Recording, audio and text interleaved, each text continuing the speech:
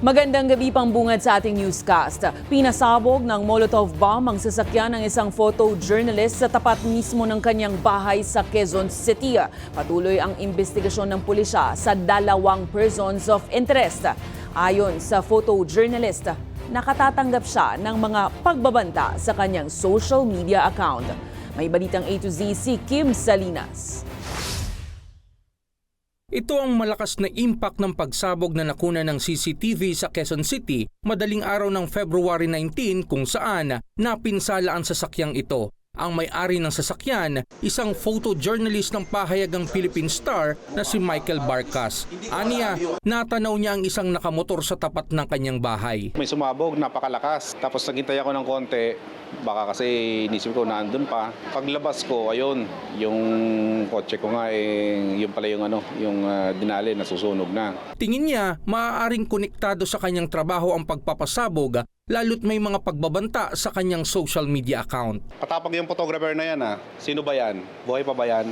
Yung mga ganon. Kabilang sa mga balitang kinocover ni Barcas ay politika, Philippine National Police, mga militante at iba pa. Sa motibo naman sa likod ng insidente, Siguro pananakot kasi kung balak akong dalihin, napakadali lang naman. Nandito lang naman ako, paglabas ko, madali akong, kahit naman sinasabi, madaling manatan. Tapos yung oras na pag-atake, 2:30, syempre, alam niyang wala ako sa sasakyan. sa investigasyon ng Forensic Group at Explosive Ordnance Disposal ng Quezon City Police, lumalabas na yung suspects ay dalawa. Itong ating may person of interest na rin.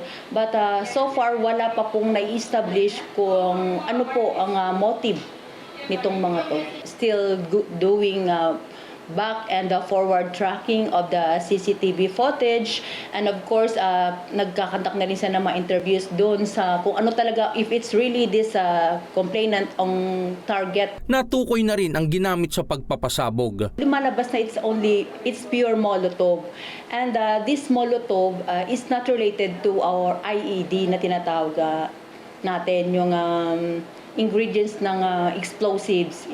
So this Molotov is purely contains water and gasoline. Desidido naman si Barcas na magsampa ng kaso laban sa mga suspect, oras na matukoy kung sino ang mga ito. Oo sir, kasi may mga mahal tayo sa buhay na sinasakay natin doon . Paano kung timing na may naandun sila sa loob? Itutuloy ko yung kaso kahit ano pa yung kalabasan at kung sino man yun. Ayon kay Barcas, ipagpapatuloy niya ang kanyang trabaho bilang photojournalist. Dagdag naman ng QCPD, handa silang umalalay kay Barcas sakaling manghingi siya ng police protection. Para sa Balitang A to Z, Kim Salinas.